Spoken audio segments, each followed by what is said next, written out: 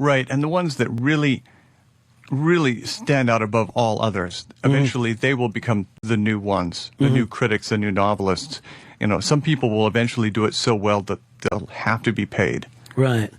Well, if you go back and you talk about the guys that were writing novels in, let's say, the 50s, 40s and 50s and 60s, they would be nowhere near as connected as you are to the people who read your books for good or bad purposes.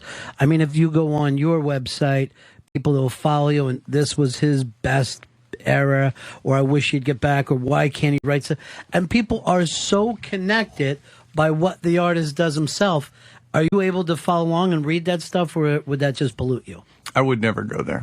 You know, that's just asking for trouble. That is just standing naked in the mirrored room. No, you just don't want to do it. Do you have a tendency to believe that these people care, or do you think that that may even have to do with more of their own expression?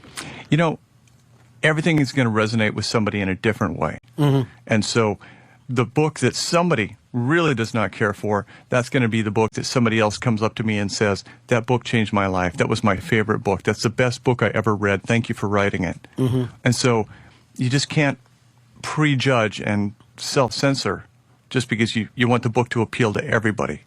So you don't think about the audience at all when you're writing? None whatsoever.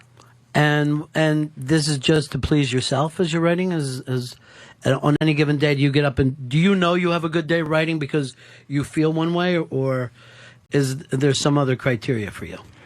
You know, number one, it starts with Sam Rockwell saying, blah, blah, blah, Brad Pitt, and saying something that is so bright and so funny and so profound that I have to somehow document it. And beyond documenting it, I have to develop that idea. And so I take that idea to as many people as possible and conduct a kind of field survey of all the ways of sort of illustrating that idea. And then eventually I just write a report, and it looks like a novel. Well, and also I don't want to give this too much away here, but you write this in a different fashion than you normally write. You're using kind of stage direction or screenplay direction. We brought up the boldface. So as you tend to read this, you're like, not only is he written it different, but I have to read it a little differently than I'm used to reading. Now, do you do those things subconsciously, or do you think, here's something that could be new and fun to play with? It's always that sort of experiment, that idea of experiment. And I would much rather experiment and have it fail slightly than to do it in a very conventional, traditional way that Charles Dickens did it in. And so I think the irony is that early on, movies used the language of novels in order to tell stories, that those cards really were very novelistic. And so I thought it would be fun to use the language of filmmaking in order to do the establishing shots, you know, the setups within a novel's chapters. So it's just kind of borrowing back from movies the way that movies borrowed from books. But you say, of course, you wrote a novel. Why not write it as a screenplay? Why not say to yourself, I'll just write it as a screenplay and then maybe write the novel later after the fact? You know, screenplays are such a animal by committee. Yeah. They've got to make so many people happy, from the money people to the actors to the director, and they're just such an ongoing act of compromise and negotiation. And I really want my way. I want it to be my vision. You want it to sit at your table, do it your way, and then you're willing to hand it over, and whatever they do has nothing to do with the book. Exactly. Yeah. Have you given it a try, though? I mean, I know that you'll go on set where these movies are. Do you feel like, hey, you guys have my hands on your baby, or do you just go there as a tourist keeping an eye on stuff? I'm always just sort of at the craft services wagon, seeing what quality of food they've got, and that's my participation. Yeah. Ooh, hamburgers. Hamburgers, this is great. Free hamburgers. Oh, here comes Sam Rockwell. He's walking by. And it's kind of weird with the films that they've done of you. You have had these really great, quirky kind of actors, really great, quirky kind of directors.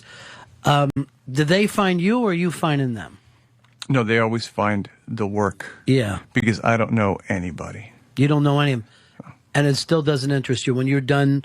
I mean, I imagine when you're doing a book tour And like I said, you're one of the few writers that people will know and people will actually show up for.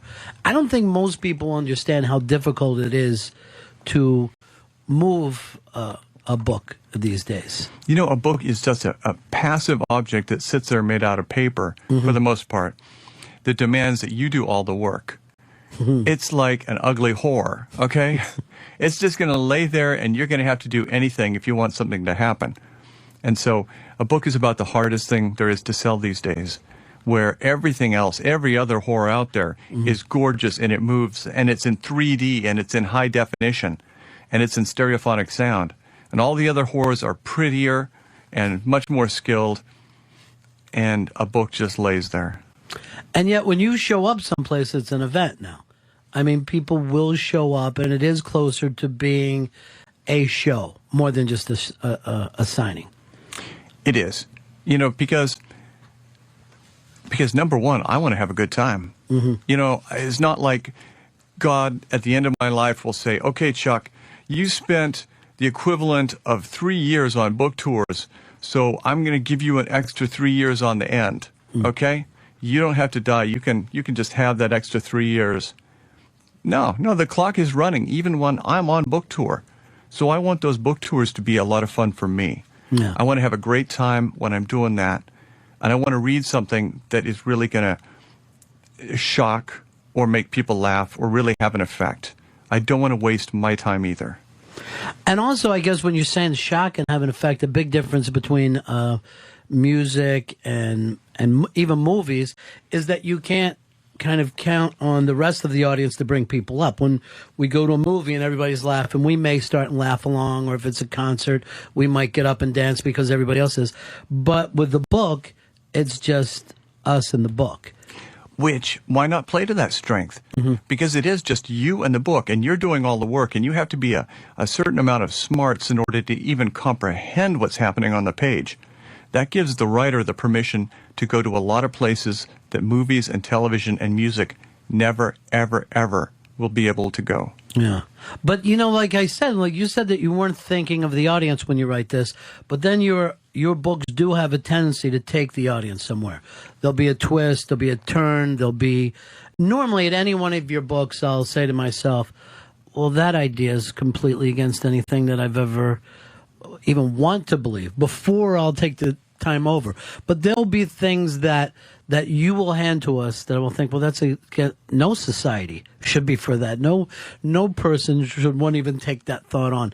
And then you give us a chance to play with it. So I do think that you toy with the audience a little bit, and I do think that there's some give and take there. You know, but first, this is going to sound really filthy, but before toying with the audience, I'm toying with myself. I'll just let that hang there. Yeah. And I am kind of challenging some of my own taboo, and I'm finding some way around it, and I'm finding some way to sort of address this unaddressed thing that I cannot be with. And so I have to resolve that kind of difficult issue for myself. And you all, you know, just kind of get it after the fact.